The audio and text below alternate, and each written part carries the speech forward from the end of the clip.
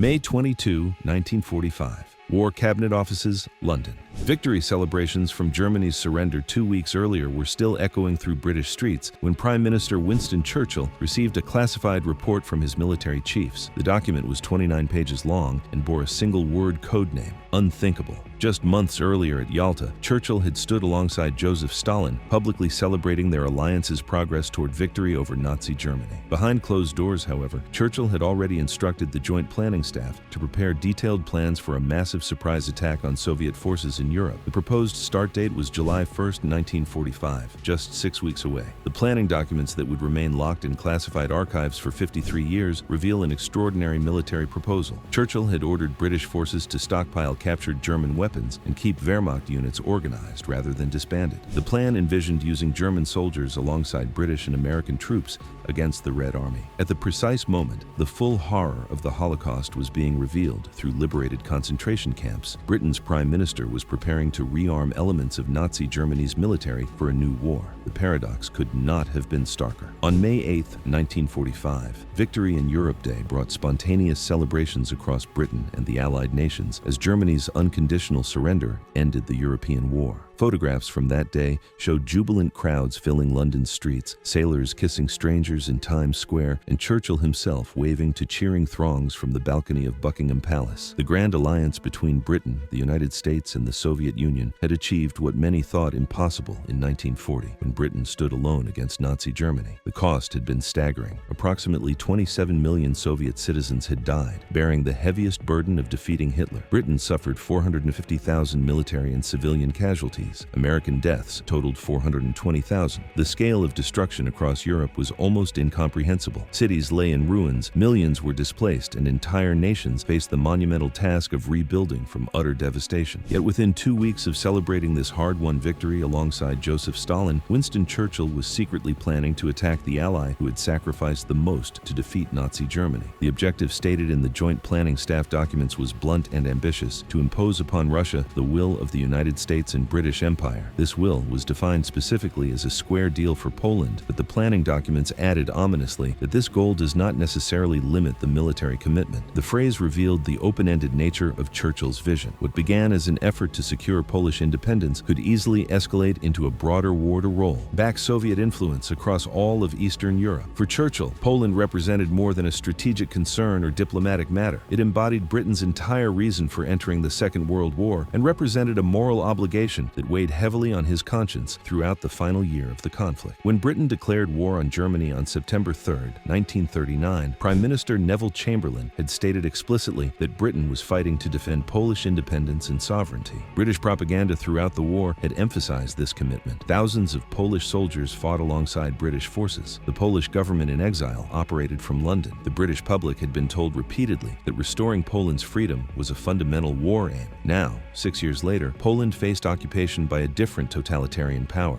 and Churchill felt personally responsible for this betrayal of British promises. The roots trace directly to the Yalta Conference. This meeting took place from February 4 to 11, 1945, in the Crimean resort town. Churchill, Franklin Roosevelt, and Joseph Stalin had gathered to plan the post-war order in Europe. The Soviet leader had made specific promises regarding Poland's future. He pledged that free elections would be held as soon as possible and that the provisional Polish government would include representatives from all democratic parties. He promised that Poland would emerge from the war as a strong, free, and independent nation. Churchill and Roosevelt wanted to believe these assurances, but they extracted formal declarations and written agreements that committed Stalin to democratic principles in liberated Eastern Europe. By March 1945, those promises were already unraveling. The Soviet-backed provisional government in Lublin consolidated power while excluding the London-based Polish government in exile that Britain had supported throughout the war. More alarmingly, 16 leaders of the Polish Home Army resistance were arrested by Soviet security forces after being promised safe conduct to negotiations, and they simply disappeared into NKVD prisons. Reports reaching London throughout April described systematic suppression of non-communist political parties, arrests of Polish patriots who had fought against Nazi occupation, and the establishment of Soviet-style administrative structures throughout Poland. The free elections Stalin promised at Yalta showed no signs of occurring. When Churchill pressed Soviet representatives on the issue, he received evasive responses or outright denials that any problems existed. For Churchill, this betrayal carried particular weight. Britain had declared war on Germany in September 1939, specifically to defend Polish independence. After 6 years of war, 450,000 British dead, and the near destruction of the British Empire's economic foundation, Poland appeared no more free than it had been under Nazi occupation. The names had changed from German to Russian, and the ideological justification shifted from Nazism to communism, but the fundamental reality remained the same. Poland was occupied by a foreign power that had no intention of allowing genuine self-determination. Churchill's sense of failure and betrayal regarding Poland's fate would haunt him for the rest of his life, and in early May 1945, it drove him to consider the previously unthinkable option of military action against the Soviet Union. The initial planning directive went to the British Armed Forces Joint Planning Staff in early May 1945, immediately after Germany's surrender. Churchill instructed them to examine the feasibility of a military operation to impose Western terms on the Soviet Union with the specific objective of securing Polish independence. The planners were to assume full American support, sustained high morale among Allied troops, Polish participation, and the availability of German manpower and industrial capacity. The target date was set for July 1, 1945, which would allow approximately 8 weeks for preparation while American forces were still concentrated in Europe and before large-scale demobilization could erode Allied strength. The plan that emerged envisioned a massive surprise attack concentrated in the area around Dresden, positioned in the middle of Soviet lines across central Germany. The attacking force would consist of British and American divisions, representing nearly half of the approximately 100 divisions available to Allied headquarters at that time. The offensive would drive eastward with the objective of pushing Soviet forces back beyond the Oder and Neisse rivers, liberating Poland and potentially other Eastern European territories from Soviet control. The plan assumed that a rapid crushing blow might force Stalin to reconsider his domination of Eastern Europe and return to the conference table to negotiate genuine free elections and democratic governments. The most controversial aspect of Operation Unthinkable involved the proposed use of German military forces. Churchill specifically ordered that captured German Wehrmacht units should not be immediately disbanded. Instead, they were to be held in organized formations in camps in northern Germany and southern Denmark. British commanders were assigned to these units, and remarkably, the German soldiers underwent combat training. The plan called for rearming former Wehrmacht troops to participate in the offensive against Soviet forces. Estimates ranged from as few as 100,000 to potentially as many as 700,000 soldiers. Churchill personally instructed Field Marshal Bernard Montgomery to stockpile captured German weapons and equipment for potential future use. This directive came at the precise moment when the full horror of the Holocaust was being revealed through the liberation of concentration camps, making the moral implications of rearming Nazi Germany's military extraordinarily problematic. The Polish contribution to Operation Unthinkable would have been substantial. Polish armed forces under British command numbered approximately 250,000 troops by May 1945, and these numbers were growing as Polish prisoners were liberated and Polish conscripts forced into German service made their way to join Polish units. Under General Władysław Anders, these forces represented highly motivated troops with every reason to fight desperately against Soviet domination of their homeland.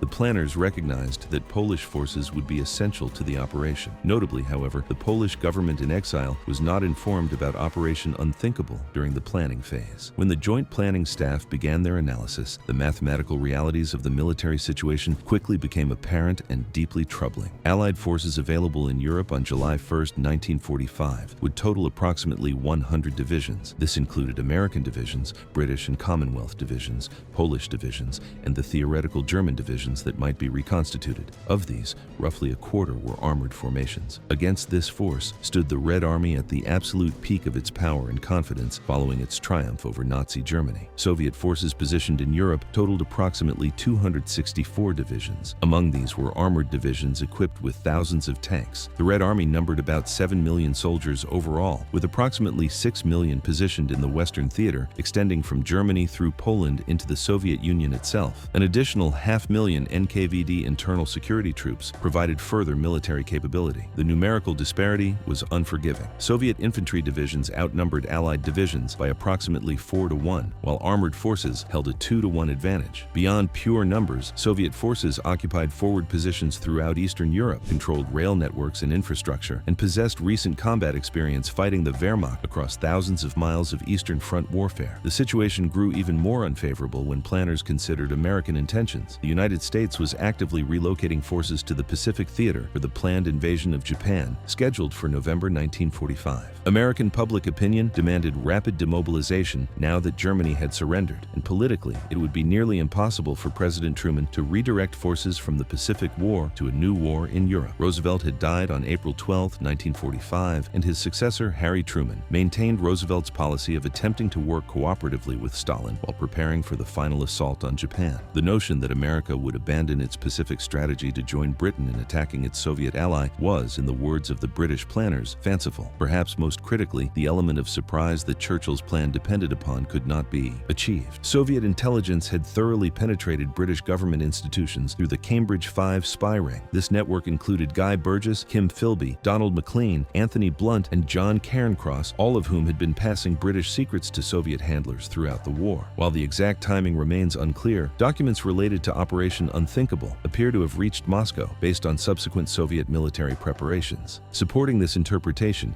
in June 1945, Marshal Georgy Zhukov suddenly ordered Soviet forces in Poland to regroup and prepare defensive positions. This suggested Soviet awareness of potential Allied offensive plans. If Stalin knew an attack was being prepared, the possibility of surprise evaporated entirely, and with it, any chance of early success that might lead to a limited war rather than total conflict. The report identified additional complications that Churchill's directive had not adequately addressed. The assumption that German troops would fight effectively for the Allies against the Soviets was questionable. Would German soldiers, who had just been defeated and whose crimes were being documented daily, actually take up arms again? More problematically, would British, American, and Polish troops agree to fight alongside the Wehrmacht soldiers who had been killing them for years? The potential for catastrophic morale problems could not be dismissed. Furthermore, the planners assessed that once hostilities began, the Soviet Union would immediately align with Japan, opening additional fronts and complicating Allied strategy globally. The planners outlined specific dangers that made Operation Unthinkable essentially unachievable. Soviet forces would counterattack with overwhelming numerical superiority. The Red Army had demonstrated during the war against Germany that it could absorb catastrophic losses and continue fighting effectively. The winter of 1945-1946 would arrive before Allied forces could achieve decisive results. Fighting a winter war deep in Eastern Europe or the Soviet Union itself invited comparisons to Napoleon's 1812 disaster and Hitler's failed 1941 invasion. On May 22, 1945, the Joint Planning Staff delivered their assessment to Churchill. The report did not mince words about the operational realities. The chiefs concluded that even assuming all of Churchill's optimistic assumptions proved correct, which they doubted, it would be beyond British and American power to win a quick but limited success. Instead, Allied forces would be committed to a protracted war against heavy odds. The report stated that achieving decisive victory would require either occupying substantial Soviet territory or destroying a significant portion of Red Army forces in the field. Neither objective could be achieved with available forces. Even if initial surprise could be achieved and early victories won, the plan assumed that total war would be the only outcome.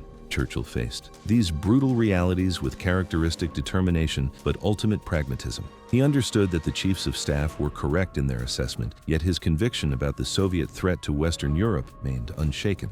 He commissioned a follow-up study on June 10, 1945, asking planners to examine a defensive scenario. What measures would be required to defend the British Isles if the United States withdrew from Europe and the Soviet Union launched an offensive westward toward the North Sea and Atlantic Ocean? This defensive version of Operation Unthinkable produced equally pessimistic conclusions. Without American support, Britain's ability to resist Soviet aggression through conventional means would be minimal. The report concluded that Britain would have to rely on air and naval power, but faced the threat of mass rocket attacks with no effective defense except strategic bombing. On June 8, 1945, the Chiefs of Staff submitted their final conclusions on the offensive version of Operation Unthinkable to Churchill. The assessment could not have been clearer. The operation was militarily unfeasible and would result in a protracted total war that Britain could not win. Churchill, despite his deep frustration with Stalin's betrayal of the Yalta agreements and his genuine fear for Poland's future, accepted the military reality.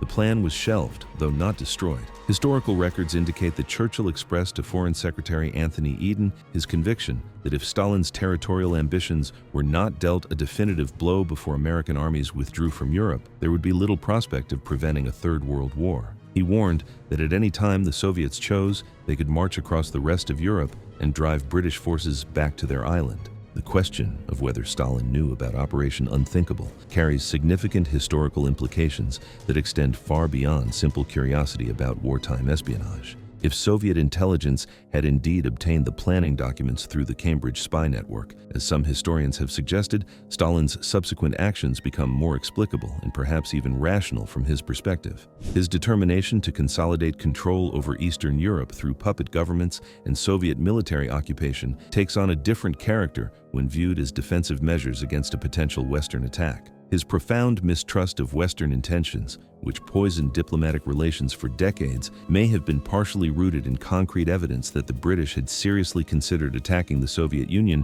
within weeks of defeating their common enemy. The acceleration of Soviet atomic weapons development, which began in earnest immediately after the war, aligns perfectly with the timeline of a leader who believed war with the Western Allies remained a real possibility. Stalin's insistence on maintaining massive conventional forces in Eastern Europe, far beyond what defensive needs might require, makes strategic sense if he knew the British had contemplated a surprise offensive. The fear and paranoia that characterized Stalin's post-war policies toward the West may not have been mere ideological suspicion, but rather a response to genuine intelligence about Western military planning. Zhukov's defensive preparations in June 1945 suggest at minimum that Soviet military intelligence suspected something was being planned, even if specific details remained unclear. The sudden redeployment of forces, the preparation of defensive positions, and the heightened alert status all indicate Soviet awareness of potential Allied offensive plans. This interpretation would mean that the fear and mistrust that characterized the early Cold War may have been partially rooted in Soviet awareness that their British ally had seriously considered attacking them within weeks of defeating Hitler together. The Cold War, in this reading, may have begun not simply from ideological differences or competing interests, but from a near-miss Third World War that Stalin knew had come far closer to reality than the West realized.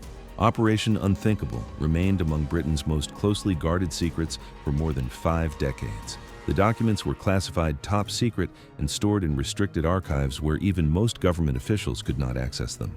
When researchers examining declassified Joint Planning Staff documents in 1972 noticed that certain files were withdrawn from public release, speculation began about what these mysterious plans might contain. The Cabinet Office steadfastly refused to comment and denied that any such plan existed. Then, in 1998, 7 years after the Cold War ended and the Soviet Union had collapsed, the Public Records Office suddenly released the Operation Unthinkable files. The reference number was CAB 120691. The historical community reacted with astonishment to the revelation that Churchill had ordered planning for war against the Soviet Union in May 1945. The documents vindicated Churchill's early warnings about Soviet intentions and his prescient recognition that Stalin had no intention of honoring his Yalta promises.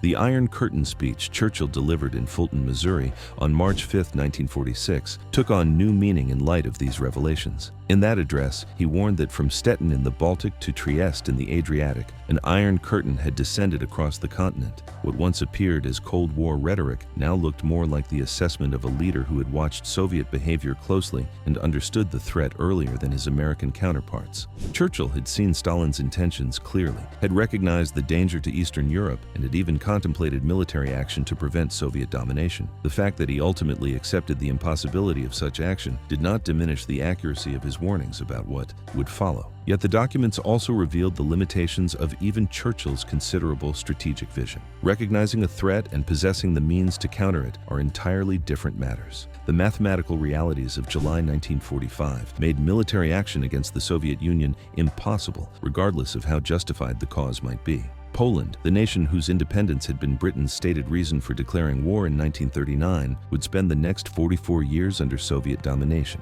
Semi-free elections finally held in June 1989 marked the beginning of Poland's transition to democracy, with fully free elections following in 1991. This came almost half a century after Churchill had hoped to secure Polish independence through Operation Unthinkable. The fate of Poland, along with Hungary, Czechoslovakia, Romania, Bulgaria, and other Eastern European nations, was effectively sealed by the disposition of military forces in May 1945. And no amount of moral outrage or strategic planning could alter that reality. The story of Operation Unthinkable reveals enduring lessons about war, diplomacy, and the limits of military power. Churchill was correct in his assessment of Stalin's intentions and the threat Soviet domination posed to Eastern Europe. He was correct that the window for action was closing rapidly as American forces demobilized and withdrew from Europe. He was correct that failure to act would result in decades of Soviet control over territories whose freedom the Allies had claimed to be fighting for. His warnings about Soviet expansion proved prophetic in every detail. But being right about a strategic threat does not automatically provide a feasible military solution for addressing it. The cruel irony was that military power alone could not solve the problem military power had created. The massive Soviet forces that occupied Eastern Europe in May 1945 were there precisely because they had been necessary to defeat Nazi Germany. The Red Army's presence from Berlin to Budapest was the direct result of the grinding Eastern Front campaigns that had destroyed the Wehrmacht. The Western Allies, who had contributed to this victory by opening the Western Front and providing material support, found themselves unable to challenge the very forces they had helped build up to defeat their common enemy. The strategic situation in May 1945 was not the result of some failure or miscalculation. It was the inevitable outcome of the military realities of the war against Nazi Germany. The plan represented the first formal Cold War contingency, planning for conflict with the Soviet Union, establishing a pattern that would continue for 4 decades. American planners would develop their own versions of offensive and defensive scenarios for war with the Soviets, beginning with Operation Totality in late 1945. The strategic thinking behind Operation Unthinkable, the recognition that the wartime alliance would not survive into peacetime and that the Soviet Union represented a potential military threat, would shape Western defense policy throughout the Cold War period. Every NATO war plan, every nuclear deterrence strategy, every containment policy traced its intellectual lineage back to this moment when Britain first contemplated military action against its wartime ally.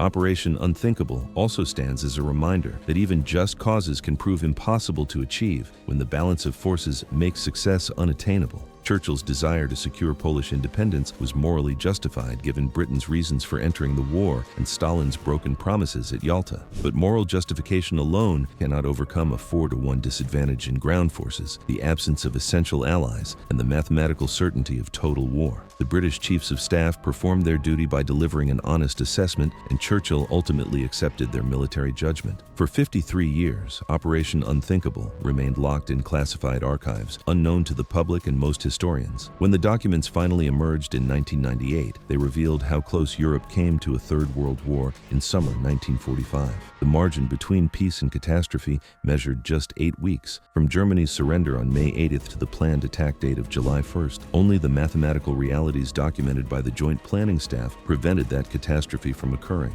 In the end, numbers and logistics proved more powerful than determination and moral conviction. The world was spared another total war because British military planners had the courage to tell their Prime Minister that his proposed operation was, in their precise and damning phrase, unthinkable.